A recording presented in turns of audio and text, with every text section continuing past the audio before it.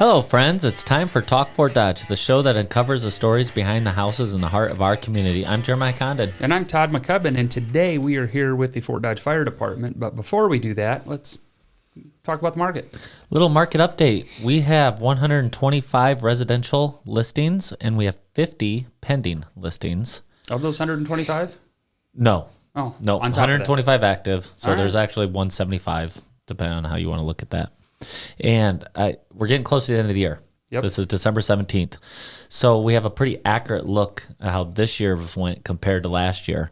And both the average and median sales price has gone up $10,000. Oh, right. That's good. Yeah.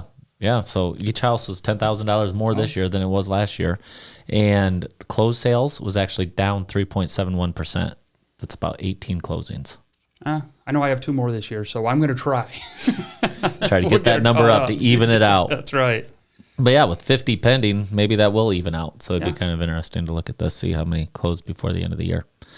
But days on the market has gone up. So as I thought this was a bigger year than last year, it actually may not have been overall. I think both of us have had a bigger year than last year, so it might just go by person and, Yep. Yeah, awesome. So let's get into the important part here. Yes. We invited Fort Dodge Fire Department because there have been several fires in the last couple of weeks, and we wanted to talk about fire safety, just something, talk a little bit about the fires and what you can do to prevent this. So can you guys introduce yourselves? Go ahead. My name is Matt Price, and I'm the fire chief for Fort Dodge Fire. My name is Devon Schuster. I'm a lieutenant paramedic with the Fort Dodge Fire Department. Awesome. And Devin, you were at 4 of the 5 Yeah, fires? so I was actually in charge for 3 of them, and Okay. then the 4th one I was just on shift. Can you tell us what that's like going into first of all, going into a fire and being in charge? What's kind of the standard operating procedure? What's that look like? Actually, being in charge is fairly new to me. It's not a normal position that I'm in. So our captains are in car 2, then in the command vehicle, and our captain was gone, so I had to step up into that role. So it was all a new experience for me. Definitely a lot of good lessons learned, but Yep. I think the biggest thing I took away from it was just seeing like our training kick in and kind of watching everybody come together and do what they're supposed to do. So it's controlled chaos. Oh yeah, I can only imagine. Yeah. It's like herding cats. Yeah. So, Awesome. but yeah, as far as like the other fire, I was assigned to drive engine 5. We were actually out on 2 other medical calls. So if you look at the photos online, some people were kind of scrutinizing like, oh, the ambulances were there before the fire trucks. But that's just how that fire came out. Was we had 2 fire trucks on medical calls, and then the fire dropped. So we didn't necessarily have a delayed response, but our engines were later getting there than what they normally would have been. So it just takes time to get them there when you have other stuff going exactly. on. Yep, and that's kind of the nature of our beast, Yeah. So. Well, and that talks about numbers, and then I think you've added a firefighter here recently, and plus the referendum went through for to add how many more firefighters, paramedics. Yeah, I guess for budget year 26, we were able to actually cut some overtime costs and add a new position essentially to undo some of those unknown costs that we were having constantly. So we're lucky now we're at 14 firefighters per shift. And then we're looking towards the future with all the EMS essential service coming through.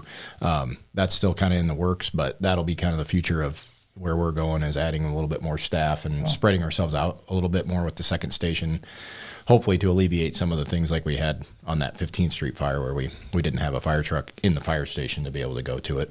Yeah. Wow. Yeah, it's something you just don't think about unless you're kind of in it every day, that there's only so many people to respond, and if you have 4 things going on at once, it makes it pretty thin. That was one of our biggest things, especially going through the EMS vote. I mean, that, if anybody remembers, it's almost been a year ago now. We were doing a lot of the campaigning for that, but in 24 we had like a couple hundred times in that year that we didn't have anybody in the station to respond to a call immediately. So that's a big deal to us, especially when time is very much of the essence. Yeah.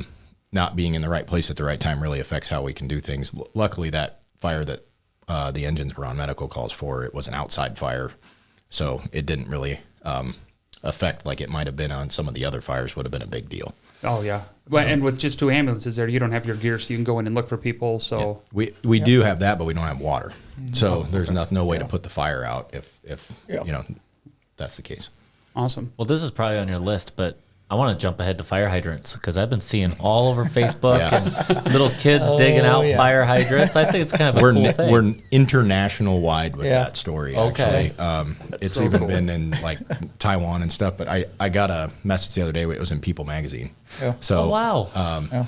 what was a kind of an innocent, let's have a little contest and see if we can get people to do it, turned into like fate was on our side with that. Yeah. And they showed up that night and that fire hydrant had been cleared out, and we started kind of backpedaling a little bit and figuring out what it was, and it made all the difference. So Wow. Just Well, it's funny like how it the all kids comes are outside together. playing. Like my kids are outside playing, and you tell them to build a snowman or do this or that. If you have a fire hydrant right over there in the corner, it's like, hey, go dig that out for them. if you're going to dig a hole anyway, you might as well dig around that. Have a purpose. Yeah, and I mean, it saves us a tremendous amount of time because we carry about, it's like 3 minutes or so of like constant flow of water on each rig. So it doesn't take very long for us to run out of water if we're really going at a fire. So having that time to be able to get the water from the hydrant to us, if we have to spend 2 minutes digging out a hydrant, that there goes, It's 2 we're minutes. stopping the firefight then to do that. So it makes a lot of difference for us. How much water is 3 minutes worth?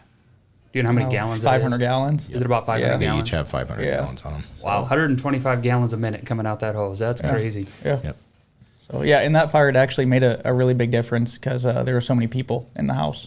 So we had so many people. We were unsure of like where everybody was at, and then we also had a good working attic fire that was rapidly spreading. So to have that hydrant cleared out saved us a tremendous amount of time.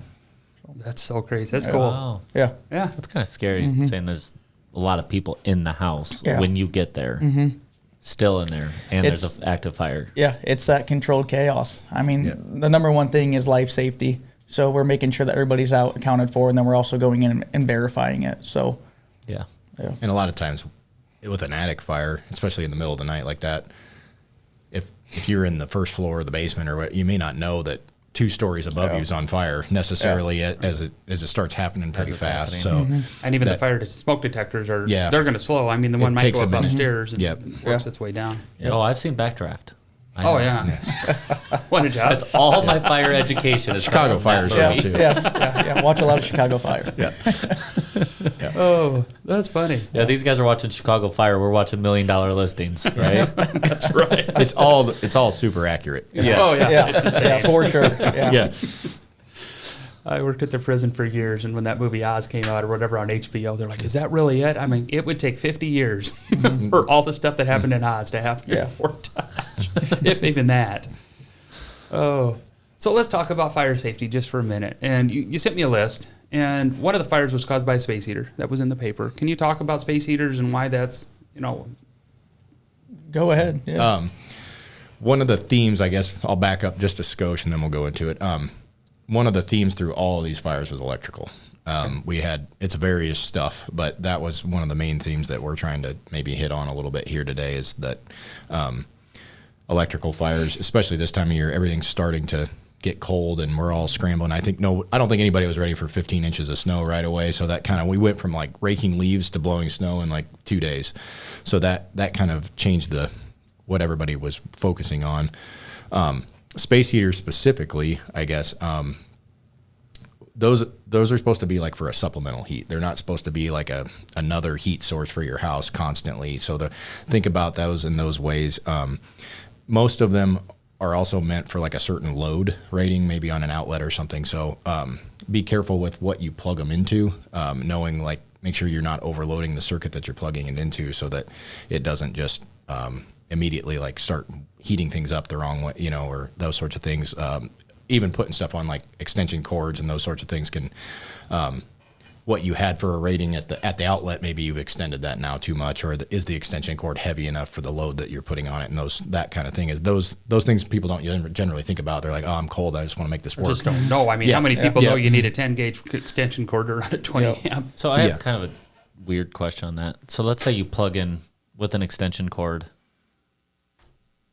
heater. Okay, so you're heating your house or your room. Where does the fire start? Like, is it in the extension cord or is it at the It can be in outlet? multiple places. Yeah, like you could have it outlet. You could have any of the joints in the cords, so where they're plugged in together, or sometimes too the unit itself will overheat. it'll start melting basically, and then it starts on fire too. So there's all those things. Most of the space heaters will have either in their instructions or like on the back somewhere that it has all the warning stuff that no one reads. On that generally has the rating for it. So just be aware of that, especially like in an older home. We've had that with like the older knob and tube wiring and stuff like that, where it's not rated for as heavy of a load as maybe modern wiring would be. Is keep that in mind when you're buying these things and using them, is what you can rate them for. And then You probably don't go to sleep with them on. no, if you can't, don't leave them unattended.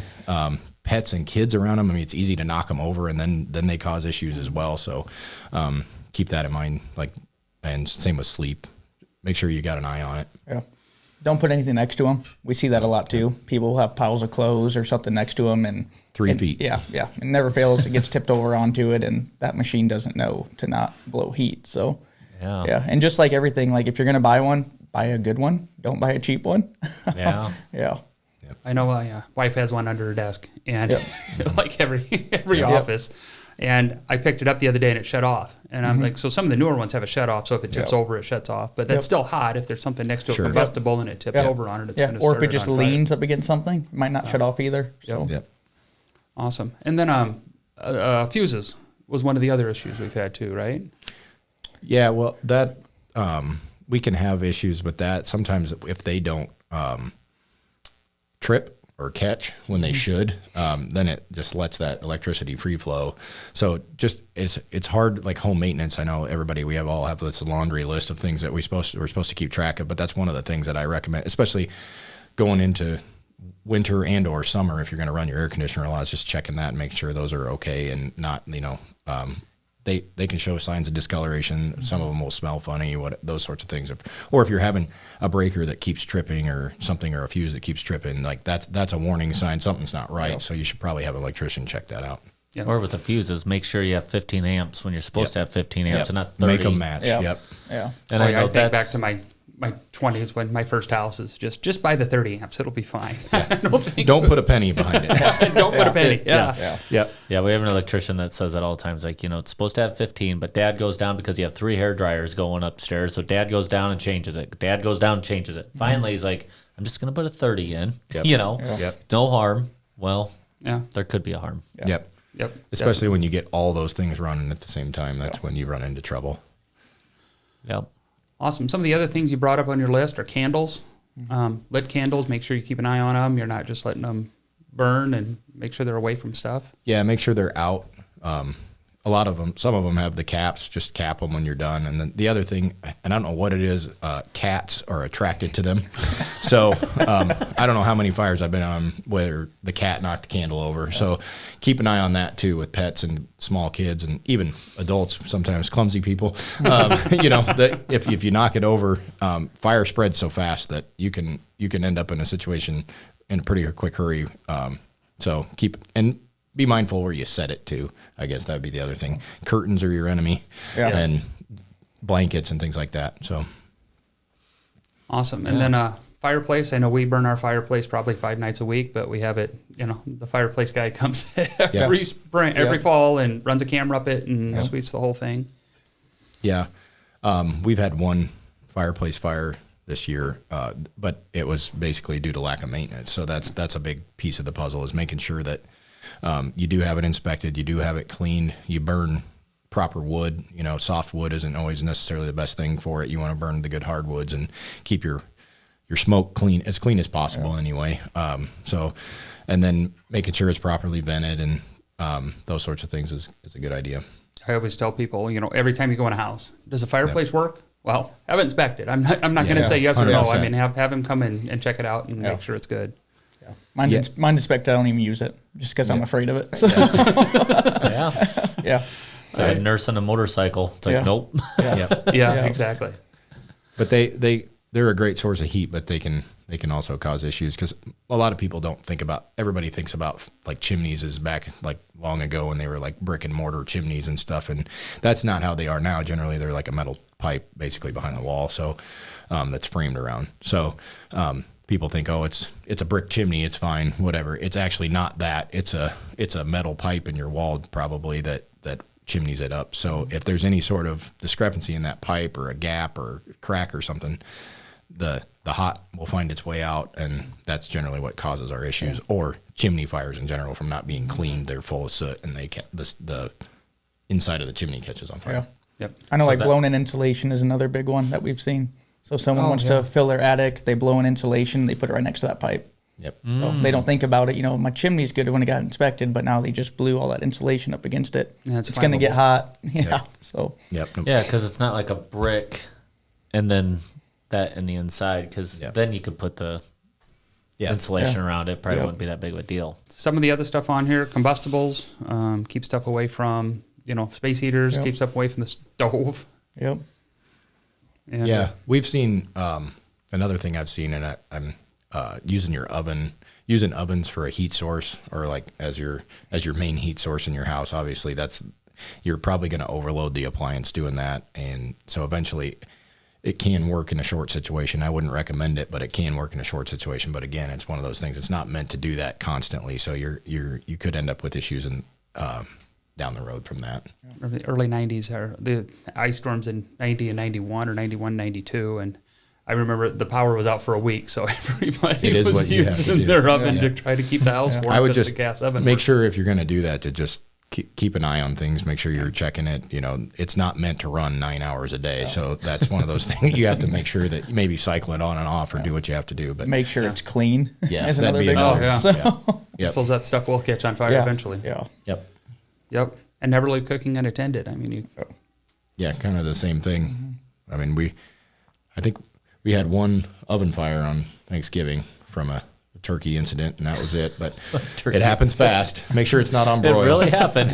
Make sure it's not on broil. And, yeah. or just accidentally, or that's another thing, keeping the kids away from there. Cause I know my younger kids are, what's this knob, play with the knobs and stuff. So what you thought was on simmer is not anymore. And so keeping them away from it, and just being mindful, being in the room with it is generally the best. We had to put those safety knobs on ours, and it's not from the kids, it's from the dogs.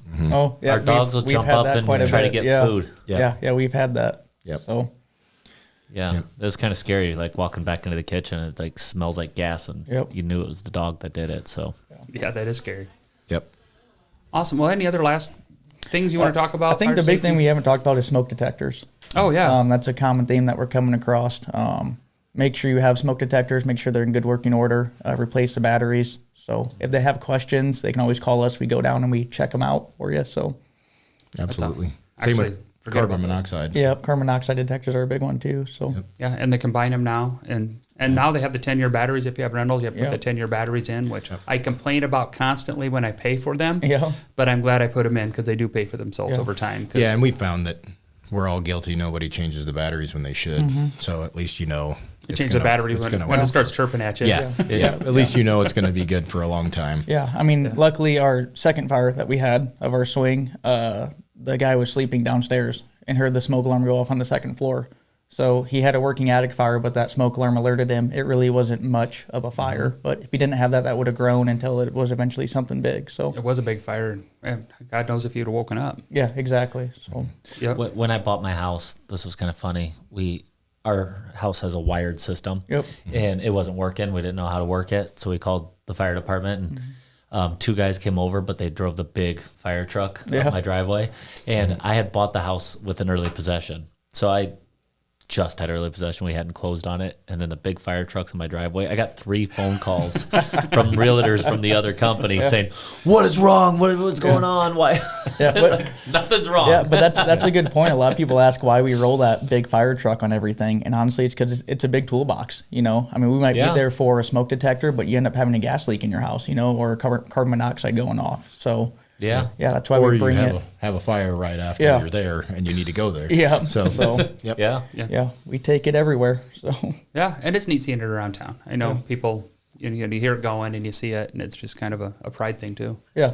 And back with Pride, I mean, we clean them every day. Like we try to do our best to take care of them. The city has bought us very nice equipment, fire trucks, and so just like maintaining that, holding it to a good standard. So No, awesome. Well, I appreciate you guys coming in and talking about this, and I just think it's important. And we didn't mean this to be a long episode, but we wanted to get people out to make sure you're taking care of yourself. Let's do something about it. And if they have questions, they can always call the fire station. Absolutely. You know, we fix a lot of things on the phone, or if they're unsure, we come out. You know, we're there for 24 hours. Someone's always there, so. Yeah. We've gone and checked on a smoke detector at 2:00 in the morning several times. But that's what we're here for. So. We don't want this episode to maybe scare people or like make them paranoid or, you know. Just be aware. Yeah, pay attention. That's what. If it makes you feel better to have to call and talk to us or have us come out, we're more than willing to do that. Yeah. When in doubt, call. Awesome. Well, thanks for coming in, guys. I appreciate it. Yeah, no problem. Thanks for having us. So. Thank you. That's a wrap at today's episode of Talk Fort Dodge. Stay connected with us on social media and join us next time as we continue exploring Fort Dodge's stories through the lens of two lifelong Dodgers. I'm Jeremiahjcondon. And I'm Todd McCubbin, and this is Talk Fort Dodge.